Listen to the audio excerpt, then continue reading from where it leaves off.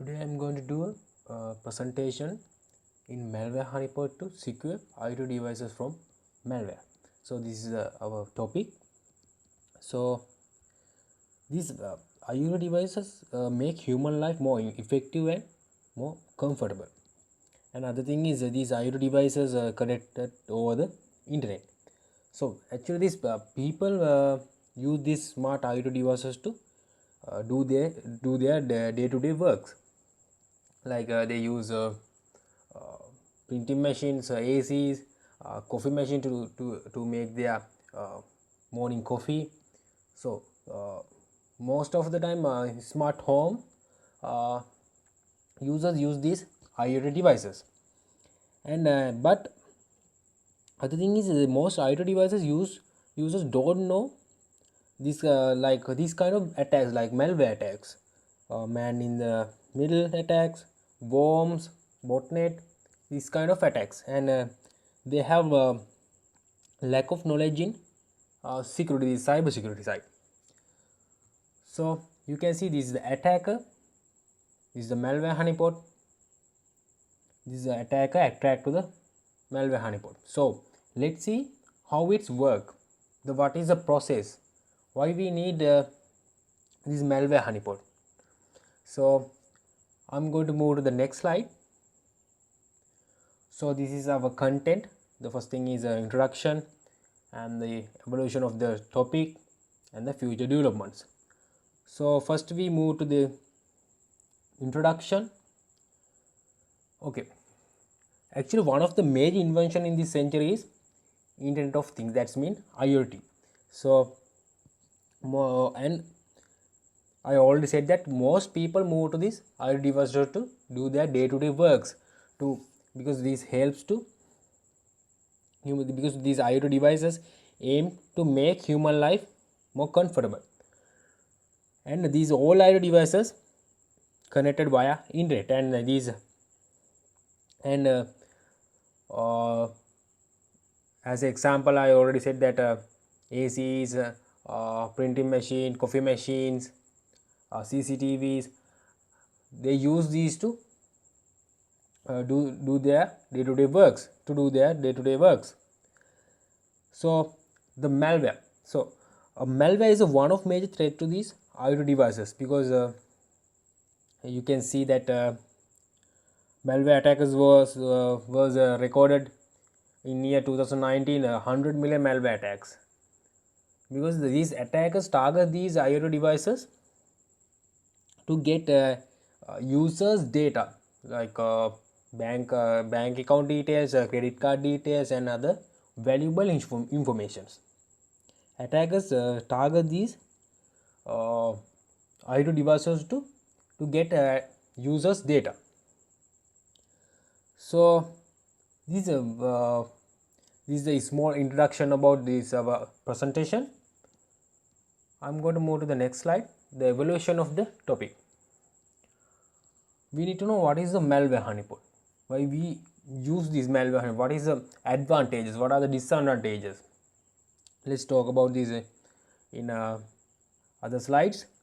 This is the second topic, why attackers target IoT devices. There are some reasons to attack. Attackers target these IoT devices, and malware detection honeypot, and we need to know what malware detection honeypot and future works. Okay, what is malware honeypot? Do you guys have any idea about malware honeypot?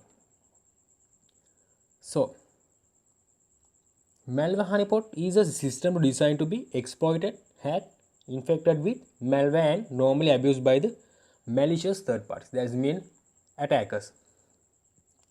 So these are malware honeypot used to trick the attacker, trick and attract the attacker. That means these malware honeypots have existing vulnerabilities like open ports. Then attackers attract to these malware honeypots.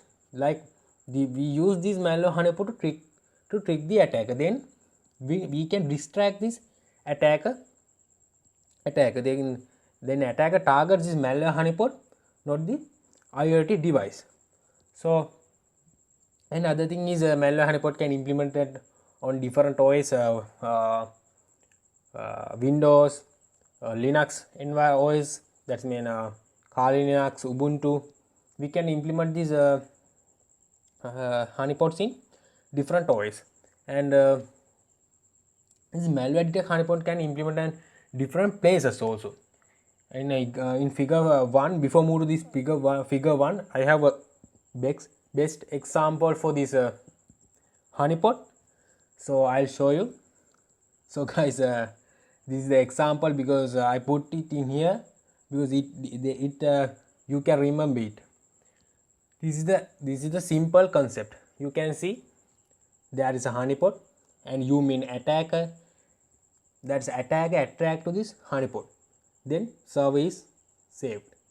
That's the simple thing. You can see that attack attract to the honeypot and is exploit by a attacker, and the server is saved. This is the simple thing in honeypot. So this is the figure 1. So I said that we can implement this malware honeypot in different places. You can see that first honeypot in the left side, that figure, that in this figure, this malware honeypot implemented before our external firewall is directly connected to the internet. That second malware honeypot connect with our service network, that with our router, that system, and the third one in the right side, you can see it connected with that our LAN switches and internal network and with servers. So I'm going to move on to the next slide, honeypot types. So guys, there are some honeypot types. You guys know the honeypot types. Okay, there are some malware honeypot types. The first one is high interaction honeypots. Second one is medium interaction honeypots. Third one low interaction honeypots, research honeypots, and last one is production honeypots. So high interaction honeypot. Let's see what is this high interaction honeypot. So these high interaction honeypot are used to protect high profiles, like high organization profiles. So this type of honeypot imitate as a real system or an application, and these honeypot are worked as a real application or a systems. And other thing is this honeypot, this high level high interaction honeypot implement in these high interaction honeypots are very expensive, the implementing process, and very expensive, and this resource intensive process. We need to work hard to implement this high interaction honeypot. And this type of honeypot have some best tools to detect malwares. And in second one is a medium interaction honeypot. So this medium interaction honeypot expanded capabilities compared to the low interaction honeypots, and these medium interaction honeypots reduce implementation process complexities than that our high interaction honeypots. But that compare with high interaction honeypots and medium interaction honeypot, that's medium interaction honeypots, they have less tool to detect these malwares. The third one, low interaction honeypot. So the low interaction honeypots run limited services, so and it is easier to implement and maintain. And these low interaction honeypots are used to production environment to detect attacks in early.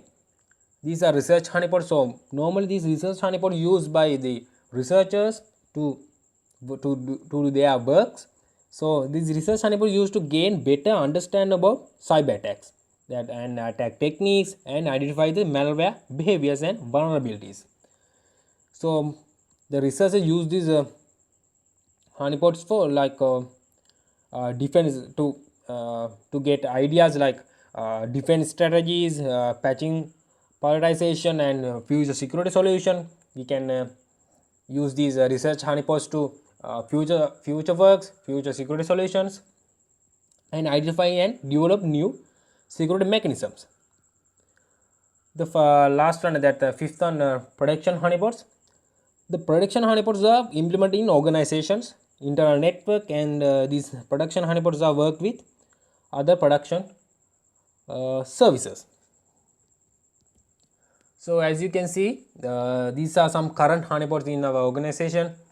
Kipo, Coride, this is a honeypot type SSH, and Nodepot, that means HTTP, and Honeymail, email honeypot, and Honey MySQL, that's mean database honeypot, and Honeything, like IoT.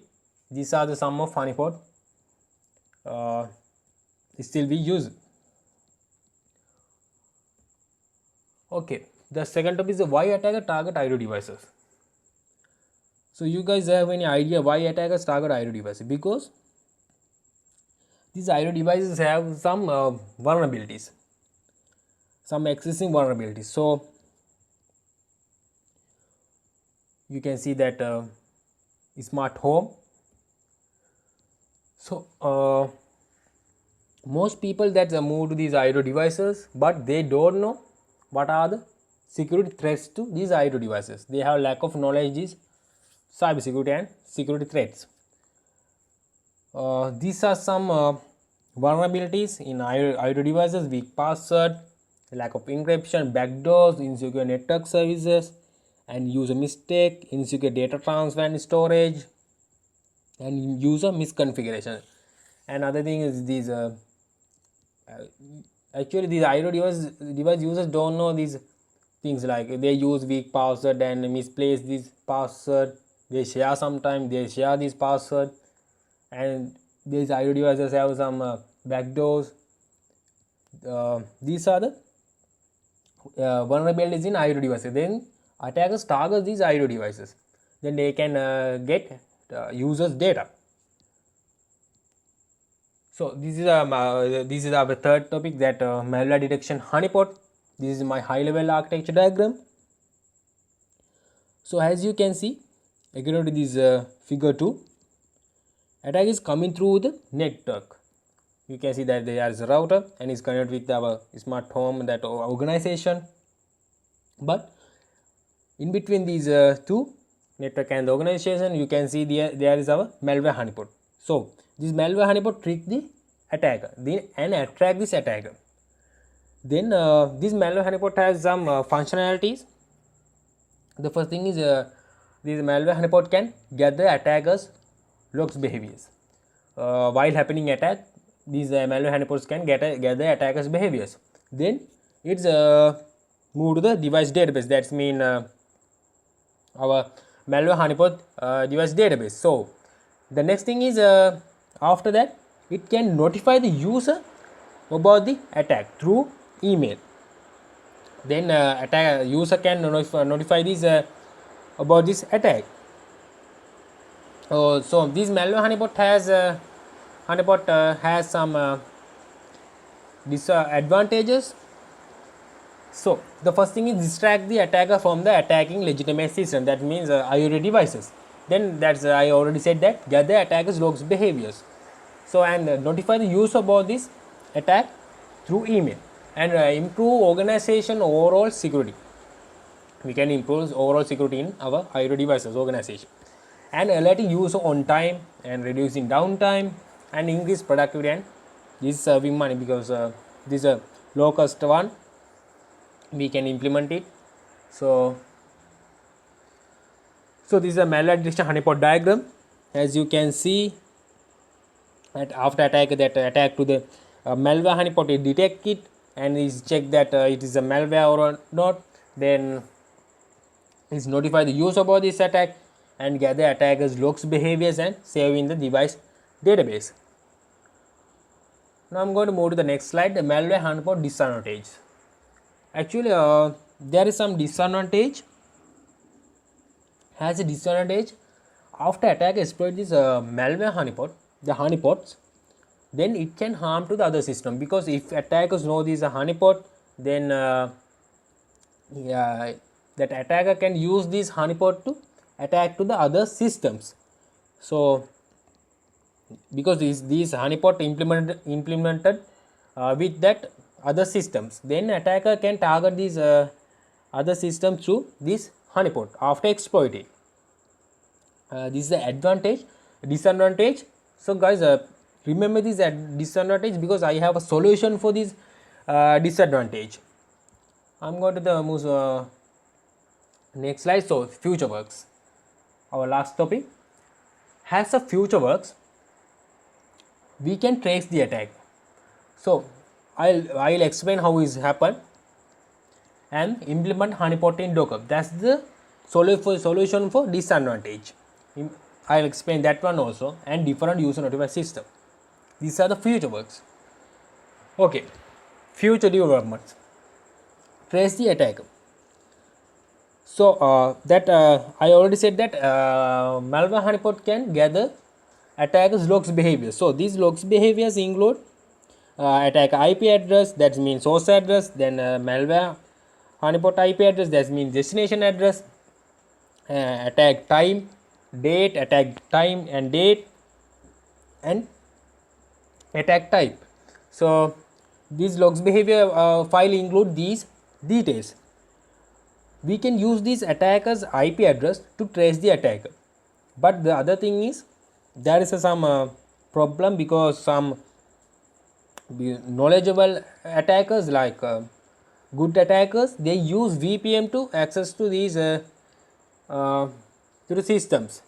So then it's not his or her real IP, but like script kiddies, they use their own IPs because they only find these vulnerabilities and they target these devices. They didn't think that code if they catch or something, but if it is the script kiddies, then we can definitely get that attacker's IP real IP address and attacker's real location. So for that we need to use a simple bash script and some tools.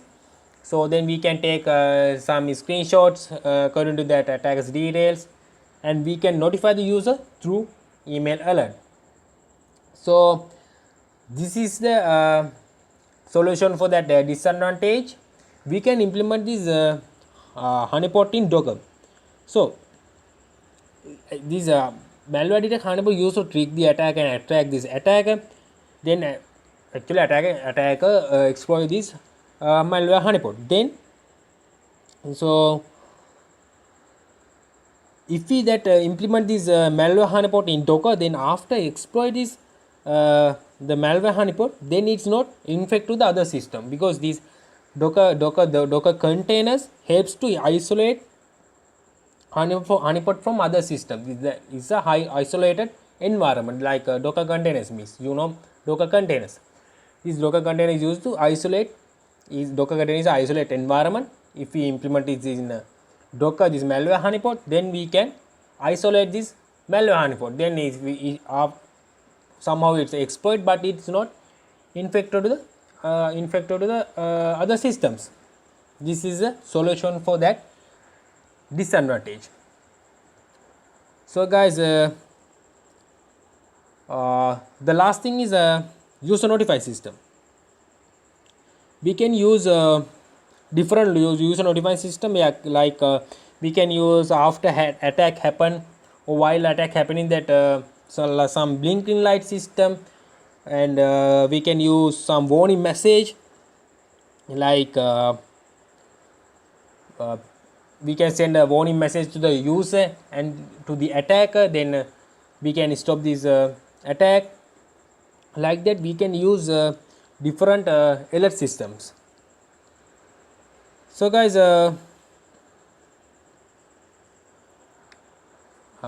this is okay. I already said that some malware attacks. So the summary of this presentation. So this is we discussed about malware attacks, malware honeypots, and IoT devices. How is this malware honeypot used to protect our IoT devices? So The summary is the malware attacks on IoT devices are actually booming these days, in this century. So there are several types of malware attacks that make IoT devices more vulnerable, like man in the middle attack, worm, botnet, sniffing, and cryptographic attacks. So this malware detect honeypot is the best solution for this problem actually. So this malware honeypot can implemented in different types of OS. I already said that Windows, Linux, uh, that's me Kali Linux, Ubuntu, Linux environments, and this is the cost effective and easy to integrate. Uh, and this malware detect honeypot includes these functionalities. I said that use notify system and get the attacker's behavior information. Uh, these are the existing functionalities in malware honeypot. So as a future works, I say explain that as a future works, we can improve these functionalities. We can use the attacker's logs behaviors to trace the attacker. So these log behavior files include that attacker's IP address. So according to that IP address, we can trace the attack and find attacker's location, and we can improve this malware honeypot to notify the user using a different alert system. I said that we can use blinking light, uh, blink light method, or we can send a warning message to the attacker, and to the user, and we can improve this malware honeypot into after attack happen, like malware honeypot blink a light to warn this attack to the user. And as a disadvantage is that as a disadvantage as that after exploit it can infect to the others IoT devices, other systems. So as a solution, I said that you can see that in figure 5, implement malware honeypot in Docker. This is the solution. So after that as solution, we can malware honeypot can implement in Docker using any different OS. And malware detect honeypot is used to trick that attack and attract the attacker. And after implement this, we can isolate this malware honeypot. Then we can protect our systems from other. We can protect other systems. So these are the future developments. Okay, now I'm going to move to that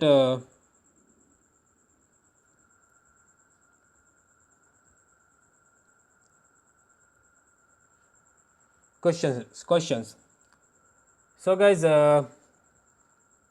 if you have any questions, you can ask now. You can comment it. I'll reply for you. So you can comment in below. So I hope you guys have a good knowledge about this. You got some knowledge about malware honeypot and how it's work, how these honeypots work, and how these honeypot get the attackers' behaviors, and how we use these attackers' logs behaviors to trace the attacker. That's future works, and how we use Docker, and the what is that the advantage for that use for that Docker, and what are the malware honeypot types, that high interaction honeypot, medium interaction honeypot, low interaction honeypots, research honeypots, and production honeypots, how it's work, and why we use these high interaction honeypot and other medium interaction honeypot, low interaction honeypots, and research honeypots and production honeypots, why we use these honeypots, what are the advantages, disadvantages, and what are the current honeypots still in this organization use. So we discuss a lot of things about these honeypot types and attacks types. So you guys have any question related to this malware honeypot and how this honeypot works, and you have any question, you can comment it. I'll reply for you.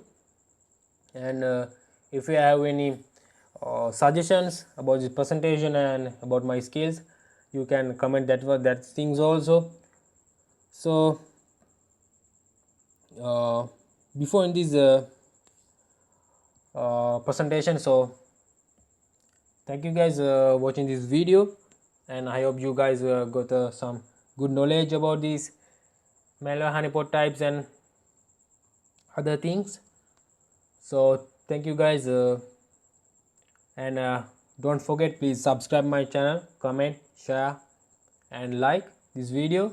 So thank you guys, and